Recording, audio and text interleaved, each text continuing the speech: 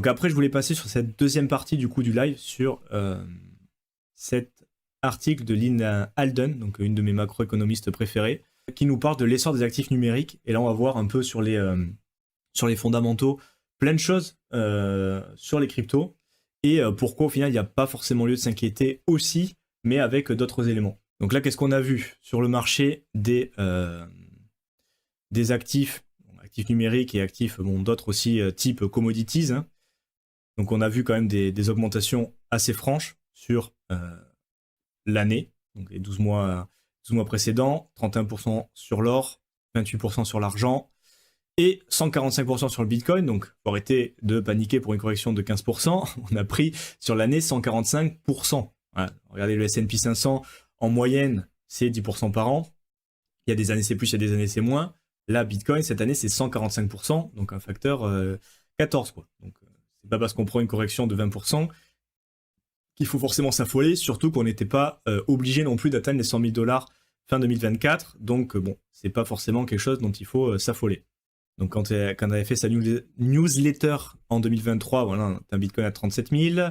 L'offre de stablecoin était environ à 138 000 $, au montant de cette lettre d'information, dont on sait, parce qu'on l'a vu sur la chaîne, la grosse partie, 80% il me semble, c'est Tether. Et elle dépasse aujourd'hui 210 milliards $, donc 52% un peu plus d'un an. Et les stablecoins deviennent un moyen important pour les personnes pour accéder au dollar, hein. Donc effectivement, c'est des crypto-monnaies qui sont adossées au dollar et qui normalement essayent de maintenir un ratio 1-1, donc c'est-à-dire un stablecoin, un USDT, un USDC, un DAI vaut $1. Donc ils ont différents mécanismes de PEG, hein, de maintenir ce ratio, mais ce qui équivaut au final à avoir un dollar numérique, un dollar sur la blockchain. Et du coup, les émetteurs stablecoin deviennent des acheteurs marginaux assez importants des bons du trésor en guise de garantie. Donc on ira le voir après, mais il me semble que Tether est dans les top 10 en finale de ceux qui détiennent de la dette US, parce que pour le coup, dans le cas des stablecoins centralisés, on a normalement une trésorerie en actifs, en argent, en bons du trésor, pour garantir un petit peu ce PEG, ce ratio 1-1. Et du coup, une grosse partie de leur trésorerie, c'est des bons du trésor US. Et donc, on va faire un petit peu le bilan de ce qui s'est passé. Avec premièrement, la demande mondiale d'actifs liquides de haute qualité, hein. Donc elle écrit, elle nous dit depuis l'Égypte, où elle vit une partie de l'année. Et c'est quand même un peu ciblé, parce que du coup, l'Égypte, ils ont quand même eu pas mal d'inflation et d'évaluation, mais ça se passe aussi dans une moindre mesure chez nous aussi. Donc c'est pas non plus complètement hors de propos ce qu'elle nous raconte. Donc elle a utilisé la masse monétaire au sens large de l'Égypte comme un des exemples. Donc là, les derniers rapports ont indiqué qu'on était autour de 8,7 milliards de livres égyptiennes. Aujourd'hui, donc le dernier rapport, on était en 2023, 11,2 millions, ce qui représente une augmentation de 30% de la masse monétaire, donc les livres égyptiennes, en l'espace d'un an. Donc vous voyez un petit peu le money supply pour l'Égypte, hein. Une augmentation très importante, ce qui veut dire aussi beaucoup d'inflation, hein. On va le voir après. On continue du coup. Naturellement, les Égyptiens, donc voilà, donc après nous explique un petit peu, j'espère que vous êtes familier avec ces concepts, hein. Donc on souhaite, quand il y a une dévaluation pareille de la monnaie, on va souhaiter placer notre épargne, nos sous, dans quelque chose qui offre un peu de sécurité, parce que du coup, la croissance de l'offre est inférieure à celle de la monnaie égyptienne. Bon, ça c'est aussi tout ce qui va être l'inflation, les 21 millions de bitcoins. L'investissement le plus populaire dans le pays est l'immobilier. Donc il y a beaucoup de biens. Le Bitcoin, les 21 millions de pièces, on le sait. Et on va peut-être passer un petit peu plus, parce que je sais pas, en compte, je sais pas si ça va vous intéresser plus que ça. Donc là, elle nous explique un petit peu l'intérêt sur les stablecoins. Donc bien évidemment, quand il y a beaucoup d'inflation ou une dévaluation de la monnaie, qui on le rappelle, hein, se passe à tous les niveaux, et notamment en France aussi, hein. On a une dévaluation de l'euro. Donc c'est peut-être pas à 30% par an, mais on est quand même sur une dévaluation importante. On fait face à l'inflation, aux pertes du pouvoir d'achat. Et donc on peut avoir envie d'avoir des actifs liquides et de grande qualité dont l'offre augmente moins que l'euro ou le dollar. Et elle nous explique aussi au final que tout ce qui est l'augmentation du marché des stablecoins, ça permet aux gens au final d'être plus libres au final dans leurs échanges, parce que avant tu avais juste les dollars qui devaient passer par une banque, et tu es obligé de passer par une banque et les barrières et les règles et les temps d'attente et les frais internationaux imposés par ces banques, alors que maintenant, tu peux passer en direct du BTC, des stablecoins, et encore une fois, même si nous, bon, en France, on va avoir les transferts instantanés gratuits, génial, on n'a pas forcément besoin de tout ça, mais pour avoir échangé avec pas mal de gens dans des pays, notamment en Afrique ou Amérique latine, ils l'utilisent exactement pour ça, la crypto, hein. Pas forcément pour spéculer, même si ça peut être le cas, mais pour faire des paiements à leur famille, ils l'utilisent très fortement, hein. Entre avoir le choix même BTC et 0,5% de frais ou 1% de frais en 1 heure et MoneyGram, Western Union où on te prend 25% et le truc il arrive en 3 jours. Bon, il y a pas forcément de doute à avoir. Ensuite, ça a une partie intéressante notamment sur la gestion du risque et de la volatilité. Donc là, voilà un peu la partie, on va pas trop y passer dessus parce que c'est les fondamentaux de pourquoi la crypto. Bon, ça peut être intéressant aussi, mais bon, je pense que la majorité, vous êtes quand même assez au fait. Et sinon, je vous mettrai peut-être le lien de l'article si vous voulez aller le regarder.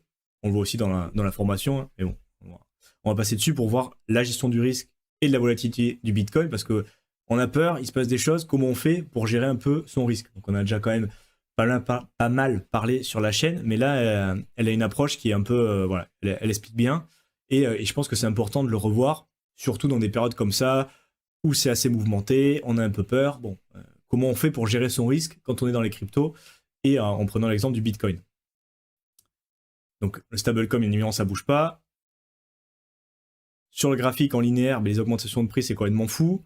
Bon, on regarde le premier pump, ça en 2020, avec le pump de 2011. Là, plus on augmente, plus ça se tasse. Et là, on le voit quasiment plus. Et si on le regarde un petit peu en logarithmique, ça se tasse un peu plus, c'est moins impressionnant, mais il y a quand même des choses à dire. Donc là, regarde un petit peu la Bitcoin Investor Tool, donc la 2-year Moving Average Multiplier. Donc c'est un autre indicateur que vous pouvez regarder pour savoir où on est dans le cycle. Donc là, 2 years Moving Average, au final, ça regarde le mouvement du prix du Bitcoin sur les 2 dernières années. Donc les 2 dernières années, est-ce que le prix était plutôt à la hausse ou à la baisse?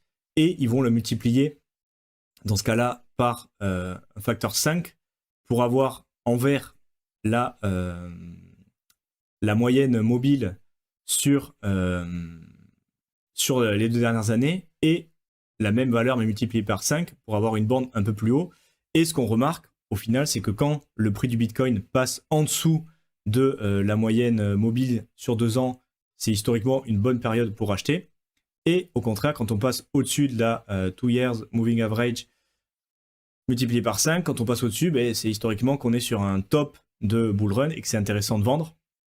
Donc ça, c'est à mettre en lien avec ce qu'on a vu aussi sur la partie supply, tout ça. C'est un autre indicateur qui permet de voir qu'on est en bear market ou en phase euphorique de bull run.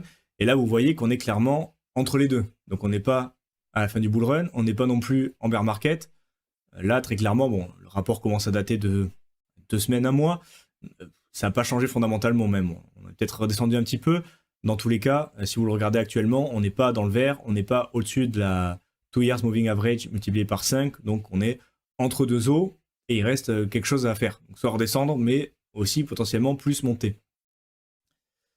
Donc après, on a aussi voilà, ce qu'elle nous dit, c'est intéressant quand même. Je ne peux pas vous dire avec certitude quelle sera l'évolution du prix du Bitcoin dans un laps de temps donné, et moi non plus, on est d'accord, hein. Et je vous reméfie se méfier de ce qu'ils prédisent. Tout ce qui est prédiction, temps et chiffres exacts, bullshit. On est quasiment sûr que ça n'arrivera pas. Mais bon, elle recommande d'acheter du Bitcoin depuis qu'il coûtait $7 000. Je suis rentré un peu avant cette période, mais dans tous les cas, voilà, c'est là aussi que j'ai commencé un petit peu mon parcours d'investisseur. Et voilà, il faut regarder un petit peu pour comprendre les risques. Donc il y a premièrement, comme on l'a évoqué déjà, la corrélation de liquidité. Donc au niveau macro, grand et liquide pour être un actif macro, parce que bon, il y en a qui disent que c'est pas un actif, pour arrêter les conneries, c'est un actif. Et dans un rapport de recherche, il me semble qu'on l'avait déjà traité sur la chaîne celui-là. Donc elle a collaboré avec Sam Callahan, donc un autre macro master et qui font de la recherche. eux, ils ont constaté au final que sur les 11 dernières années, et pour ça qu'on s'échine et qu'on en parle un live sur deux, si ce n'est quasiment tous les lives, sur les 11 dernières années, l'actif le plus étroitement lié aux mesures de liquidité est le Bitcoin. Et que le prix du Bitcoin évolue avec la liquidité 83% du temps sur une période donnée de 12 mois.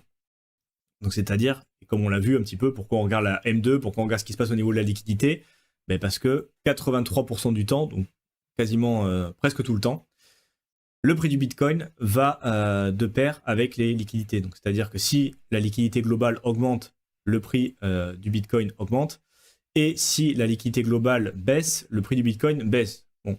Et les périodes où c'est décorrélé, parce que ça veut dire qu'à 83%, il y a quand même 17% du temps où c'est pas lié, donc ça décorrèle, on se rend compte que c'est les événements extrêmes de cycle, donc un bottom de bear market ou un top de cycle. C'est les deux périodes du temps où ça peut décorréler, c'est-à-dire que la liquidité peut baisser, mais il y a tellement d'inertie sur le marché crypto que du coup, momentanément, parce que bien sûr, il y a toujours des rééquilibrages, momentanément, le prix peut continuer d'augmenter, parce qu'intra-crypto, il y a des news, il y a Trump, il y a les ETF, il se passe tellement de trucs, il y a du potentiel, mais une fois que, voilà, que les gens ont fini de vendre, et voilà, ça va s'essouffler. Et de la même manière, on peut avoir des news type FTX, des choses comme ça, en bottom de bear market, et du coup, le prix peut continuer de dump, alors que les liquidités commencent à remonter globalement. Bon, dans l'idée, c'est quand même très corrélé, donc c'est pour ça que c'est intéressant. Et là, on voit, bon, Pascal, elle est en logarithme, là, je sais plus si on doit être en linéaire. On est quand même sur une augmentation assez régulière, même si depuis quelques mois, on est plutôt sur une baisse, bon, vous avez compris, mais au niveau logarithmique, en tout cas, sur la liquidité globale, on est quand même sur une hausse, même si on est sur une hausse plus faible, faut bien le dire, que sur le dernier cycle. Un cycle de 2020-2021, il y avait des liquidités énormes et ça a beaucoup profité aux cryptos. On était dans un environnement parfait pour le bull run. Là, bon, c'est un peu plus mitigé, même si c'est plutôt quand même positif pour l'instant. Il n'y a rien qui nous dit qu'on n'aura pas du tout de bull run par rapport au niveau macro, même si on n'est pas dans des conditions aussi parfaites, on va dire, que sur le cycle de 2020. Donc là, voilà, vous avez la corrélation aussi d'autres actifs, hein. Donc la S&P 500 qui est aussi très corrélée, mais moins que le Bitcoin. Et ensuite, voilà, les autres actifs, notamment l'or qui bouge aussi, mais dans une moindre mesure.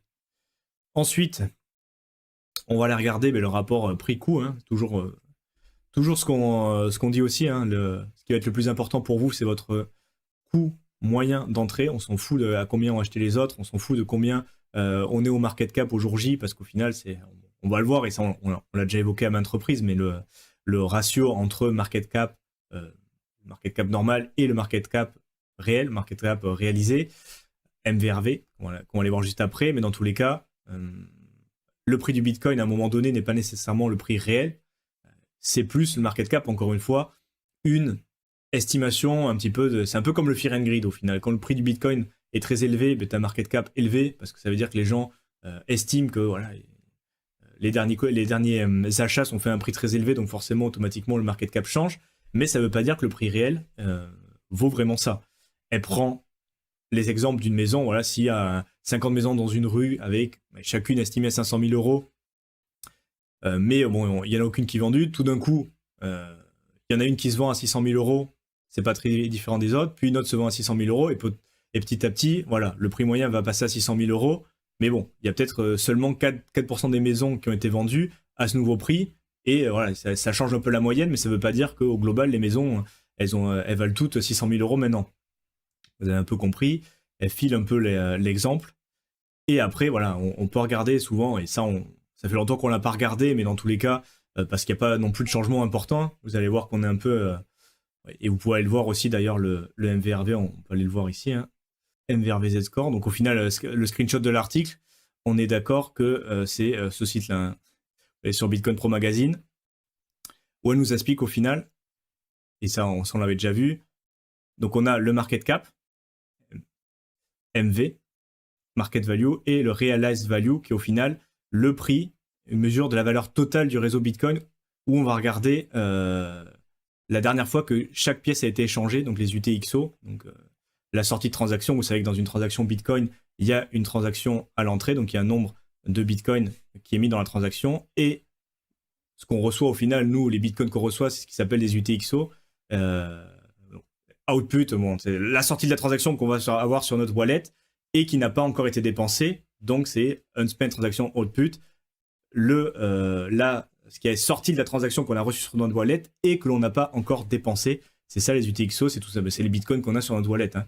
Mais du coup, ces UTXO, ces bitcoins qu'on a, on les a achetés à un certain prix et donc ils valaient un certain prix au moment où on les a achetés, donc la dernière fois qu'ils ont bougé. Et donc on va se servir un petit peu, on va mesurer le market cap en faisant la moyenne pondérée de toutes les UTXO pour avoir un prix plus réel, parce qu'on a des gens qui ont acheté récemment, les short-term holders, et on a des gens qui en ont acheté depuis plus longtemps, les long-term holders, qu'on a évoqué au début du live. Et du coup, il y a des prix moyens différents, mais on considère que c'est plus fidèle au final de la valeur réelle de Bitcoin, plus que le market cap, où en fonction des news, on a vu, hein, manipuler en plus avec les insider trading, en fonction des news, il peut se passer des choses, mais ça ne représente pas vraiment le coût réel. Et donc, on a cet indicateur aussi important, MVRVZ Score, qui regarde le ratio entre le market cap actuel, la realized value, donc le market cap en fonction des UTXO, et la différence entre les deux, donc le Z-score, qui va regarder la différence. Et historiquement, qu'est-ce qu'on voit? C'est que quand le Z-score est élevé, et quand les deux sont plutôt éloignés, donc Z-score, realized cap, vous l'avez en bleu, le market cap en noir, et quand il y a les deux qui sont assez éloignés, et qu'on a un pic dans le Z-score, donc le Z-score, c'est ce qu'on voit en orange. Quand on a un gros pic comme ça, c'est qu'on est sur un top de bull run, et quand on est dans la zone verte, c'est qu'on est plutôt sur un bottom de bull run, donc un bon moment pour acheter. Et là, je crois qu'il y avait un peu ma gueule devant, mais ça se voit quand même. Dans tous les cas, vous voyez que là maintenant, on n'est pas sur une tendance, on n'est pas dans le vert, on n'est pas dans le rouge non plus, on est peu ou prou entre les deux. Donc, encore une fois, hein, il n'y a pas de raison de penser que le cycle est terminé, parce qu'on est quand même, on a augmenté, même on a corrigé un petit peu, mais on est très loin d'être dans la zone rouge où historiquement c'est intéressant d'acheter, et on n'est pas non plus dans la zone verte où c'est intéressant. Alors zone rouge intéressant de vendre, zone verte intéressant d'acheter, c'est-à-dire qu'on est en bear market. Là, on est entre les deux. Et encore une fois, c'est pas dit qu'on atteigne ce cycle-là. Vous avez vu que sur le dernier cycle, on a touché juste tout petit peu la pointe. Bon, là, à voir est-ce que ça monte, mais dans tous les cas, on n'est pas sur un top de cycle et on n'est pas non plus sur un bear market prononcé. Donc, on est un peu entre deux eaux. Et autre indicateur à suivre pour gérer son risque un petit peu, pour savoir ce qu'on fait, quoi. Alors, un petit coup d'eau. Est-ce qu'il y a des questions? N'hésitez pas à poser vos questions aussi, on les prendra après. Hein. D'ailleurs, je vais peut-être en prendre un peu, comme ça sera peut-être un peu, voilà, une petite pause dans le cours magistral ou explication magistrale. En 2021, c'était pareil, niveau état d'esprit, timing, fais appel à ta mémoire. Pas exactement. Moi, d'après ce que je me rappelle, en 2020, donc déjà en 2020, c'était vraiment fou l'augmentation. Après moi, c'était mon premier cycle, donc je pense que je l'ai vécu différemment. Mais j'ai l'impression qu'il y avait plus de monde. En plus, il y avait aussi un contexte particulier. Rappelez-vous, en 2020, il s'est passé des bricoles, donc les gens étaient chez eux, se faisaient un peu chier. Et dans l'ensemble, beaucoup plus connectés à Internet. Donc il y avait plus d'engouement, j'ai l'impression, alors que les prix étaient clairement pas aussi élevés. Et après, le début de l'année était quand même aussi assez intense. Et je pense qu'on peut le voir aussi, tu vois. Alors là, je réponds à la question de Martin en 2021, c'était pareil niveau état d'esprit timing. Et je pense qu'on peut le voir aussi si on regarde les recherches sur Google Trend. On voit pas, tu vois, de petite correction, mais dans l'ensemble, c'était plutôt assez soutenu. Et si tu regardes Bitcoin, c'est pareil. Tu vois. Bitcoin. Tu vois, en termes de recherche, on était quand même assez soutenu, même ça avait corrigé en janvier aussi, mais c'était quand même plus intense. Après, c'est peut-être ma perception de tout ça, mais j'ai l'impression qu'il y avait plus de monde et ça s'était un peu moins calmé. Là, en fait, j'ai l'impression que pour l'instant, il n'y a pas vraiment le retail qui est revenu, tout simplement, hein, que donc les gens discutent moins. Et il y a eu, en fait, il y a eu premier ATH, break de l'ATH en mars, où là, il y a eu un regain d'activité, qui est retombé très rapidement. Et ensuite, on a eu en novembre, là, le nouveau break d'ATH, le passage des 100K, et depuis, on retombe. Mais avec quelques petites méta. Mais dans l'idée, moi j'ai l'impression, et vous me direz ceux qui étaient là aussi sur le cycle de 2020-2021, que c'est un peu moins intense en termes de communauté, de ce qui se passe sur les réseaux sociaux. J'ai l'impression que le cycle de 2020-2021, c'était un peu plus fou. Est-ce qu'il y avait l'effet aussi que les gens étaient chez eux et qu'ils se faisaient chier, qu'ils avaient besoin de communiquer, de faire des choses? Bon, il y a peut-être ça aussi. Bon, voilà. Sur quel site peut-on suivre le MVRVZ Score? Alors, Bitcoin Magazine Pro, mais tous les sites d'analyse on-chain, tu vas sur Glassnode, Quant, t'as un monde. Ça, c'est un indicateur qui est quand même assez répandu, et du coup, tu peux le trouver un peu partout. Donc, on va continuer sur notre rapport. Donc là, on nous dit, par rapport au MVRV, pour expliciter un petit peu plus, lorsque le Bitcoin est dans un marché haussier, le bull run, sa capitalisation boursière a tendance à s'étendre bien au-delà de son coût de base sur la chaîne, c'est-à-dire que plus une tendance de la mentalité des gens et du marché à l'instant T. Lorsque cela se produit, il vaut mieux être prudent. Personne ne peut vous dire à quel ratio capitalisation boursière, coût de base, il atteindra son pic pour le cycle. Ça, c'est vrai aussi. On vient de le dire qu'on ne sait pas si on ira même taper la zone rouge. Peut-être qu'on arrivera là, peut-être qu'on arrivera là. Dans tous les cas, à mon avis, il reste de la marge pour augmenter, au moins à 6, et entre 6 et 8 très certainement. Et ce n'est donc pas un signal de sommet en soi, mais lorsqu'il est historiquement élevé, cela devrait inciter un investisseur à être plus prudent avec ses attentes. Et c'est pour ça qu'on le voit ici, c'est pour ça qu'on en voit d'autres aussi dans la formation, tout simplement, parce qu'effectivement, on ne peut pas prévoir ce qui va se passer. On a essayé de faire des fourchettes de prix, des choses comme ça, mais dans l'idée, on n'en sait rien, il peut se passer plein de choses. Bon, j'espère quand même vous avoir convaincu qu'on n'est pas... il n'y a pas besoin de tout foutre en l'air. Le bag et nous par la même occasion. Il y a plein de données qui nous montrent au niveau macro, au niveau cycle, au niveau de tout ça, que bon, on est quand même pas forcément hors rail par rapport au bull run et qu'on sera en droit d'attendre au moins sur le premier trimestre, donc d'ici à mars, une augmentation du prix des cryptos. Mais effectivement, il faut continuer de suivre les indicateurs et savoir remettre en question si jamais ça commençait à partir un peu en sucette, ce qui n'est encore une fois pas le cas actuellement. Mais aussi pour la sortie, il va falloir suivre tout ça parce que dès qu'on aura des signaux d'échauffement, ça voudra dire tout simplement que c'est un bon moment pour penser à prendre des profits. Effectivement, il y a d'autres indicateurs qui sont plus type P-Cycle Indicator pour avoir vraiment le top. MVRV, c'est quelque chose d'un peu plus global, mais il a l'avantage de regarder des zones où historiquement c'est intéressant de vendre et historiquement c'est intéressant d'acheter. Donc à suivre aussi en bear market, même si là pour l'instant c'est pas encore d'actualité. Et au contraire, lorsque le Bitcoin est dans un marché baissier profond, sa capitalisation boursière a historiquement chuté et donc c'est une bonne idée de racheter tout simplement. Donc c'est pour ça que on dit que c'est important de suivre les cycles, d'être là aussi en bear market, de se former parce que voilà, il y a des moments c'est intéressant pour acheter, des moments c'est intéressant pour vendre. Et entre les deux, il faut être un peu patient et se tenir au courant pour voir si les fondamentaux ont changé et s'adapter par rapport à tout ça. Il n'y a pas un seul indicateur magique qui va nous dire quoi que ce soit, ni une seule personne qui aura raison, mais on peut quand même se faire une idée par rapport à tout ça de ce que font les gens sur le long terme, sur le court terme, ce que font les institutionnels.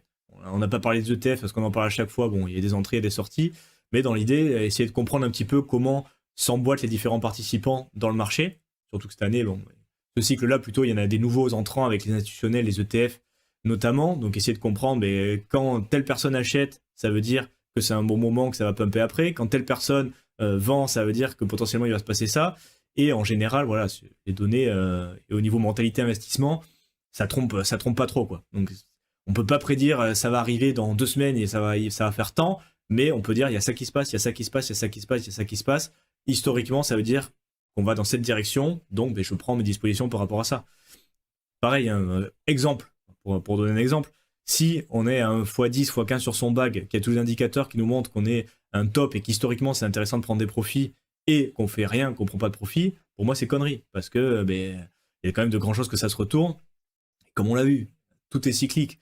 Ça monte, ça descend, ça monte, ça descend. Sur toutes les métriques qu'on a regardées, ça monte, ça descend, ça monte, ça descend. Donc, à un moment, quand ça monte trop, ça va finir par redescendre. Et pareil, ça c'est pour la partie bull run, phase euphorique. Et là, qu'on est un peu déprimé, il y a la correction. Ça a descendu, ça va finir par remonter. Donc, voilà, il y a ces éléments-là aussi. Mais c'est important toujours de dézoomer pour pouvoir souffler un peu dans des moments où ça peut être un peu stressant et regarder ce qui s'est passé, quoi. Donc là, on se situe dans la moyenne en termes de ratio. Donc l'article est de décembre, mais vous avez vu, hein, au moment où elle a écrit en décembre, on était même un peu au-dessus. On a baissé, on a remonté, mais masso menos, on est sur les mêmes niveaux de prix. Et donc, voilà, si un investissement ne devrait pas être sorti par des périodes de consolidation. Là, on a eu un peu de consolidation. Et on pourrait, moi personnellement, j'estime qu'on aurait une reprise tranquillement dans les deuxième partie de janvier avec le gros de la hausse en février. C'est par rapport à tout ce que j'ai vu, ce qu'on pourrait attendre. Sans compter aussi que, bon, on va faire un petit point, on n'avance pas trop, mais c'est pas grave, on a le temps. Sans compter que, voilà, rappelez-vous ce qu'on a vu aussi lundi, on sait très bien que le premier trimestre, c'est là où il y a le plus gros de la hausse pour les altcoins. Bon, il y a un peu de hausse encore sur Bitcoin, mais notamment c'est février. Hein. Là, on a juste le trimestre, mais pour les altcoins, notamment Ethereum, on parle vraiment de février. Donc là, c'est pas étonnant non plus qu'en janvier, on soit un peu, pour l'instant, corrigé. Et d'ailleurs, comme on l'a vu, c'est normal qu'il y ait des corrections en janvier aussi. Donc là, il dit, je vois souvent des analystes de la finance traditionnelle qui sont pas bien formés sur le Bitcoin, comparer chaque poussée locale du Bitcoin avec les principaux marchés, principaux sommets du marché de 2017 et 2021. Bon, il faut comprendre que sans avoir conscience de ces types de signaux et sans comprendre que le niveau d'euphorie est quantifiablement inférieur à ses principaux pics de prix historiques. Donc oui, effectivement, on peut comparer, mais effectivement, il y a peut-être un peu moins d'euphorie, donc à voir comment ça évolue. Ensuite, il y a les vagues de hodlers. Donc là, ça va être un point intéressant aussi qui vient... En fait, c'est des prismes et des manières de voir des données un peu similaires, mais c'est pour le voir d'une manière un peu différente, mais ça nous dit tous au final la même histoire. Hein. Donc là, qu'est-ce qu'on va regarder? Les hodlers, donc c'est ceux qui vont détenir du Bitcoin, hein, hodl, on le dire correctement, et c'est tout simplement des gens qui vont acheter du Bitcoin et détenir sur le long terme, à mettre en miroir par rapport aux traders, tous ceux qui font du très court terme. Et on va regarder les vagues. Il y a des vagues de hodling et de vente, donc des vagues d'achat, de déteneurs du Bitcoin et des vagues de vente qui s'en suivent, encore une fois, hein, un cycle. Et donc on va pouvoir regarder lorsque le Bitcoin traverse un marché baissier, les détenteurs de longue date qui en moyenne comprennent assez bien l'actif ne sont pas disposés à s'en séparer. Il y a très peu de nouveaux acheteurs qui entrent sur le marché et donc les pièces se consolident entre les mains fortes, hein, les diamond hands, les fameux, et les détenteurs de longue date, et ils commencent à réacheter l'actif en appliquant du DCA. C'est une méthode qui marche bien et que ceux qui comprennent bien l'actif appliquent, hein, pour se préparer au prochain cycle. Donc ça crée une crise de l'offre, hein, c'est ce qu'on a vu un petit peu avant chaque pump. Hein. Il y a le supply, il y a la liquidité sur les exchanges qui est retirée. Et donc forcément, mais quand il y a le retour du public, quand il y a le retour de l'intérêt, il y a en plus un choc de l'offre parce qu'il y a beaucoup moins de Bitcoin disponibles parce que les gens, ils ont acheté, ils les ont gardés sur leur wallet. Et maintenant, vous en voulez, achetez ce qui reste. Et comme il y a moins de supply et que l'intérêt revient, automatiquement le prix monte. Et quand le prix a suffisamment monté, ces hodlers, ils vont commencer à vendre et prendre des profits. Et voilà, ce qu'a dit juste après, l'équité macroéconomique s'améliore ou que la pénurie d'offres devient trop aiguë. Voilà, le prix finit par exploser. Des prix élevés attirent l'attention de nouveaux acheteurs. Donc là, forcément, c'est ce qu'on va voir aussi. Hein. Dès que le prix va commencer à repéter, les gens vont s'y intéresser. Les gens qui pensaient que le Bitcoin était mort pour la 3e, 4e, 5e fois se réveillent et réalisent que c'est pas le cas. Le FOMO, on commence à connaître un peu l'histoire. Et nouveaux prix élevés.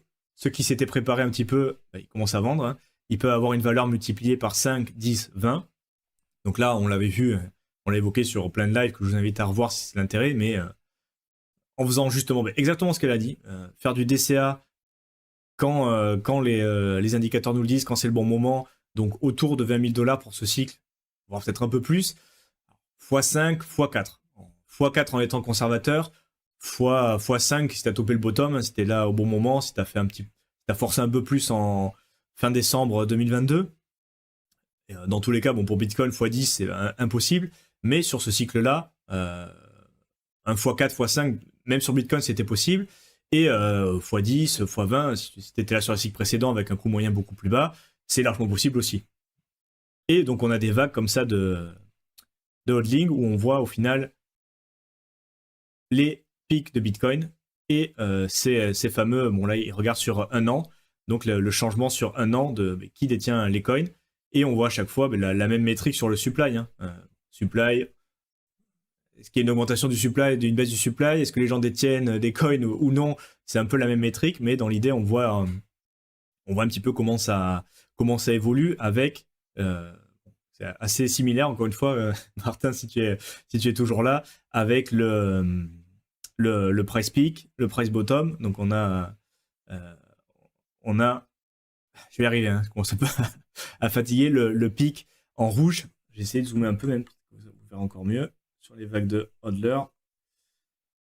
Là, on a en rouge, les cycles rouges, le pic du prix qui correspond à presque un bottom sur la phase de hodling, mais pas toujours. Voilà, c'est un peu décalé. Encore une fois, conféré le moment du live où je le dis, vous le trouverez. Et le bottom du prix qui correspond un petit peu à une reprise de la vague de holding. Donc les gens et les investisseurs long terme, à partir du moment où le pic est arrivé, donc le bottom, la fin du bull run et le début du bear market pendant au moins un an, ils commencent à racheter du Bitcoin, et vous voyez qu'ils ne commencent pas à racheter le Bitcoin au bottom. En général, le bottom arrive en milieu de phase d'accumulation, voire voilà, il y a déjà une grosse accumulation qui a été faite, le bottom du bear market est fait, ça continue de racheter, mais il y a des cycles comme ça. On remarque pic du bull run, bottom du hodling, et après ça, on repart sur une phase d'accumulation avec le bottom du bear market qui correspond à la phase d'accumulation, mais ils n'attendent pas forcément le bottom, parce que personne ne peut le timer. En gros, dès que ça commence à baisser encore, bam, on DCA. Et ça, en fait, suivre cette courbe orange, en fait, c'est ce qu'il faut faire, vraiment.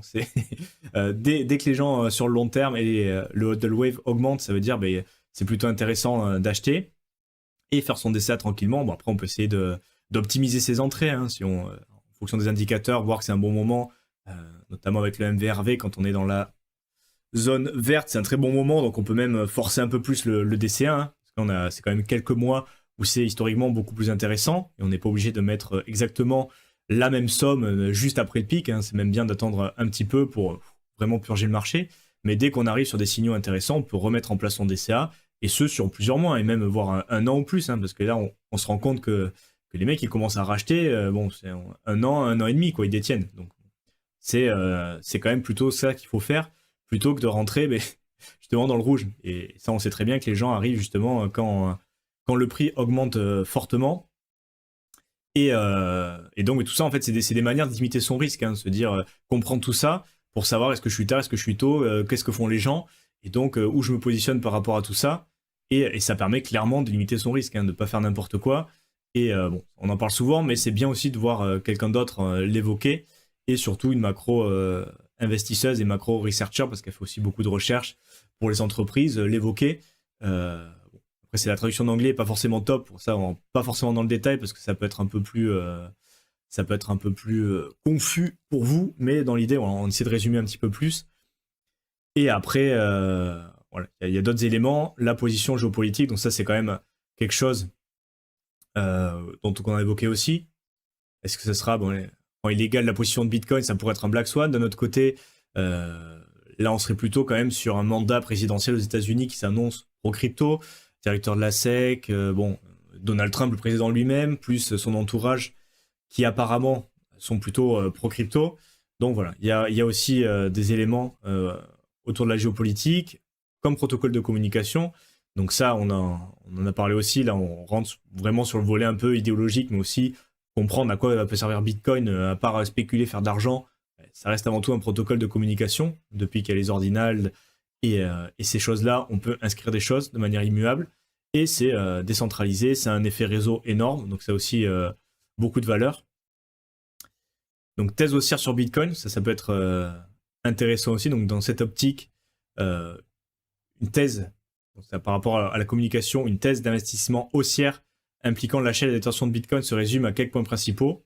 Donc, dans un monde de registres centralisés à code source fermé, ce qui est le cas de tous les réseaux sociaux, on n'a pas, par exemple YouTube, là, sur la plateforme YouTube, on n'a pas accès, nous, en tant que créateur, à comment fonctionne YouTube. Des fois, ils font des changements, et sur les métriques, tu te dis, ok, ils ont dû changer un petit peu ce paramètre, parce que là, il se passe des choses qui ne se passaient pas avant, mais c'est opaque. Hein. Pareil, l'algo de Twitter, l'algo de Facebook, l'algo de tout ce que vous voulez, opaque à souhait. On sait pas exactement comment ça marche.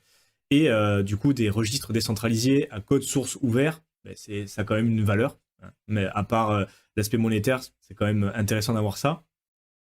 Et là, on peut s'amuser à faire des calculs. Donc, à quel point ça vaut, donc quelle est la valeur de Bitcoin. Bon, à l'heure actuelle, 2000 milliards de dollars, donc 2 trillions, ça ne vaut environ que 0,2% du capital mondial. Donc voilà, il faut que son prix soit multiplié par 10 pour atteindre la capitalisation boursière de l'or, ce qui ne représente lui-même que 2% du capital mondial. Donc en gros, c'est peanuts, hein, ce qu'on représente la crypto. On a l'impression voilà, que c'est beaucoup d'argent, les whales et tout. Bon, au final, c'est des shrimps par rapport à l'argent qui se transite au niveau mondial. Mais n'empêche, voilà, on peut. Ça, c'est quelque chose qui est assez connu, hein, le x10 pour retrouver le market cap de l'or. Quel que soit mais toutefois, quel que soit son marché potentiel total, je pense qu'il est bien au-dessus de ce qu'il est aujourd'hui. C'est pour ça que être là sur le long terme, ça peut payer, parce que moi, je pense aussi que Bitcoin sera amené à s'apprécier dans le futur. Encore une fois, prédiction de temps et des choses comme ça, on ne sait pas, mais on voit très bien la tendance. Donc, il n'y a pas de raison de penser que ça ne peut pas s'apprécier. Donc, elle a quand même, elle a plus de 0,2% de son propre capital en Bitcoin. Voilà. Et après, il y a l'effet de réseau, donc qu'on a évoqué aussi, donc plus grand, plus robuste. Donc, ça ajoute de la préciosité à tout ça. Et donc, si quelqu'un s'attend à ce qu'il soit complètement perturbé à un moment donné, il pourrait rationnellement éviter d'y investir. Hein. Et si jamais l'ordinateur quantique, et si jamais machin, bon, à un moment, il faut aussi un peu de conviction. On peut pas être sûr à 100% de ce qui va se passer. Si tu crois vraiment que ça a de la valeur d'avoir un registre décentralisé, open, que c'est amené à s'apprécier dans le futur, il faut investir sur Bitcoin. Si tu penses que c'est pourri, que ça vaut rien, que de toute façon, dans 2 ans, on aura un ordinateur quantique qui va tout péter, ou que les pays vont réussir à l'interdire, il faut pas y investir dessus. Si c'est ta conviction profonde et sincère, il faut suivre un peu ses convictions au bout d'un moment, quoi. Et après, nous parle un petit peu de son investissement, mais c'est pas forcément quelque chose qu'on va voir ici. Mais ça peut être intéressant pour ceux qui investissent aussi sur d'autres classes d'actifs.